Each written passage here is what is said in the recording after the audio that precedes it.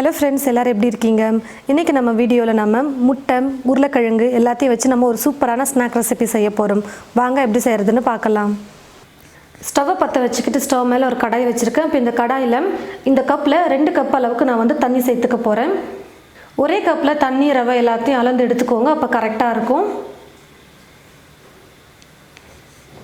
தண்ணி நல்லா கொதிக்கட்டும். தண்ணி நல்லா கொதிக்க ஆரம்பித்ததுக்கப்புறமா மிளகாய்த்தூள் சேர்த்துக்க போகிறேன். இந்த ஸ்பூனில் 3/4 ஸ்பூன் அளவுக்கு வெறும் மிளகாய்த்தூள் சேர்த்துக்கிறேன். மஞ்சள் தூள் கொஞ்சம், சீரகத்தூள் 1/4 ஸ்பூன், கரம் மசாலா 1/4 ஸ்பூன் சேர்த்துக்கிறேன். உப்பு சேர்த்துக்கிறேன். எல்லாம் சேர்த்ததுக்கப்புறமா ரவை சேர்த்துக்க போகிறேன். இந்த கப்பில் 1 கப் அளவுக்கு ரவை எடுத்திருக்கேன். இதே கப்பில் தான் நான் வந்து தண்ணி 2 கப் எடுத்திருந்தேன். ரவையோட வெயிட் வந்து பார்த்திங்கன்னா 100 கிராம் இருக்குது. ஸ்டவ்வை மீடியம் ஃப்ளேமில் வச்சுக்கிட்டு ரவையை சேர்த்து நல்லா வேக வச்சுக்கலாம்.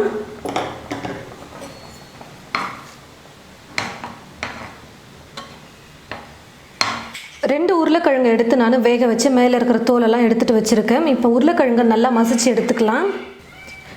பாருங்கள் ஃப்ரெண்ட்ஸ், ரவை வந்து இந்த மாதிரி நல்லா கெட்டியாக வெந்து வரணும். எந்தளவுக்கு நல்லா கெட்டியாக குக் பண்ண முடியுமோ அந்தளவுக்கு நல்லா குக் பண்ணி எடுத்துக்கோங்க. கடைசியாக இப்போ இது கூட மசிச்சு வச்சுருக்கிற உருளைக்கிழங்கை சேர்த்துக்க போகிறேன். உருளைக்கிழங்கை சேர்த்ததுக்கப்புறமா இது கூடவே கொஞ்சம் பொடியாக நறுக்கிய கொத்தமல்லியை சேர்த்துக்கிறேன். உருளைக்கிழங்கை வேக வைக்கும் பொழுதே நான் உப்பு போட்டு தான் வேக வச்சு எடுத்து வச்சுருக்கேன். ஏற்கனவே நம்ம ரவையை வேக வைக்கும் பொழுது உப்பு சேர்த்துருக்கோம், அதுவே கரெக்டாக இருக்கும். 2 பச்சை மிளகாவை பொடியாக நறுக்கி வச்சுருக்கோம், அதையும் சேர்த்துக்கிறேன். இப்போ இது எல்லாத்தையும் சேர்த்து நல்லா மிக்ஸ் பண்ணி விட்டுக்கலாம்.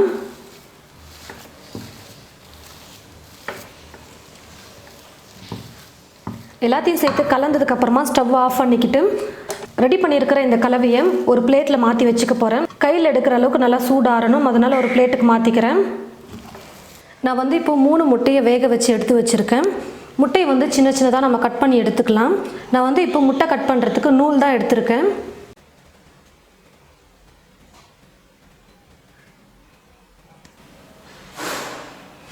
நூல் வச்சு கட் பண்ணும் பொழுது ரொம்ப சூப்பராக நல்லா கட் ஆகும். பாருங்கள் எவ்வளோ சூப்பராக நல்லா கட் ஆகிட்டு வந்திருக்கு.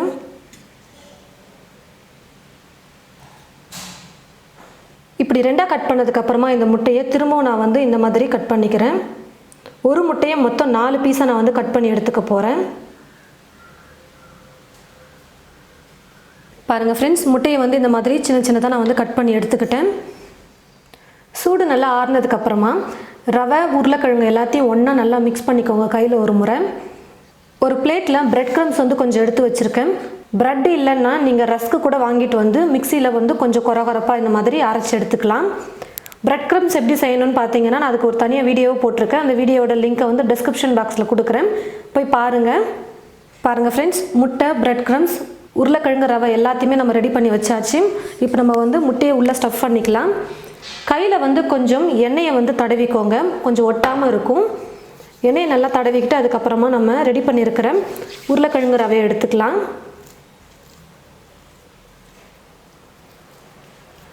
இந்த மாதிரி கையில் வந்து நல்லா ப்ரெஸ் பண்ணிக்கோங்க. ஒரு முட்டை துண்டை எடுத்து வச்சுக்கிட்டு இதை வந்து மூடிடலாம். அப்படி நல்லா ஃபுல்லாக முட்டை வந்து நல்லா கவர் ஆகணும், அந்த மாதிரி நல்லா மூடிக்கலாம்.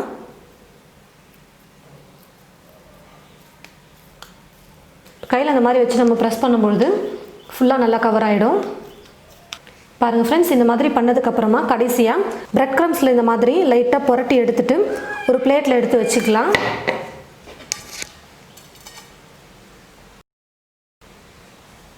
ஒவ்வொரு முறையும் செய்யும் போதும் கொஞ்சம் எண்ணெய் லைட்டாக தடவிக்கோங்க, ஒட்டாமல் வரும். கடாயில் எண்ணெய் ஊற்றி வச்சுட்டு எண்ணெய் வந்து நல்லா காஞ்சிருச்சு. எண்ணெய் நல்லா சூடேறினதுக்கப்புறமா ஸ்டவ்வை வந்து மீடியம் ஃப்ளேமில் வச்சுக்கோங்க. இந்த ஸ்நாக்கை வந்து நம்ம மீடியம் ஃப்ளேமில் வச்சுட்டே தான் குக் பண்ணணும். ரெடி பண்ணி வச்சுருக்கிற உருண்டைகளை எடுத்து எண்ணெயில் போட்டுக்கலாம். ரவை, உருளைக்கிழங்கு எல்லாத்தையுமே நம்ம வேக வச்சுருக்கிறதுனால மீடியம் ஃப்ளேமில் வச்சுட்டே குக் பண்ணலாம். கொஞ்சம் பொன்னிறமாக வந்ததுக்கப்புறமா எடுத்துக்கலாம், கரெக்டாக இருக்கும். எண்ணெயில் போட்டதுமே கரண்டி வச்சு கலந்து கொடுக்காதீங்க, உடஞ்சி பிரிஞ்சு வந்துடும். கொஞ்சம் நேரம் நல்லா குக் ஆகட்டும், அதுக்கப்புறமா திருப்பி கொடுத்துக்கலாம். இப்போ நான் லைட்டாக திருப்பி கொடுத்துக்கிறேன்.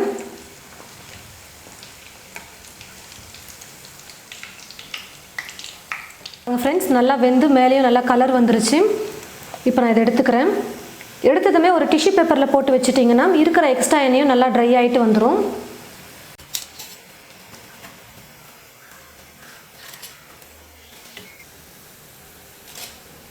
இதே போல் மீதி இருக்கிற எல்லாத்தையும் எண்ணெயில் போட்டு பொரிச்சு எடுத்துக்கலாம்.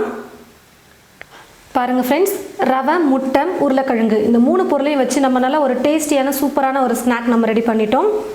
நம்ம மேலே போடுற அந்த கலவை இருக்குது பார்த்தீங்களா, ரவை, உருளைக்கிழங்கு, அதை வந்து நல்லா மெல்லிசாக தட்டிக்கோங்க. அப்போ வந்து சாப்பிட்றதுக்கு நல்லாயிருக்கும். ரொம்ப மொத்தமாக அந்த லேயர் இருந்ததுன்னா சாப்பிட கொஞ்சம் கஷ்டமாக இருக்கும்.